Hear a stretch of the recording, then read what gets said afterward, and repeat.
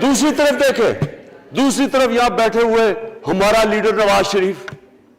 और नवाज शरीफ एक डाकू, मुल्क को 30 साल से लूट के मुल्क से बाहर भागा हुआ है, झूठ बोल के बाहर भागा हुआ है। सारे मुल्क के सामने हमें कैबिनेट में हमने 6 घंटे में बताया जी उसको ये भी बीमारी है, उसको ये भी बीमारी है, उसको ये भी बीमारी है। वो शायद वो जहाज पे भी ना चढ़ सके, वो शायद मर जाएगा। शीरीन के आंसू आ गए कैबिनेट में, और शीरीन के आंसू आने आसान काम नहीं है स्पीकर साहब। तो हमने उसको वहां जैसे वो जहाज पे चढ़ा, जैसे वहां गया, वो एकदम ही तब्दील।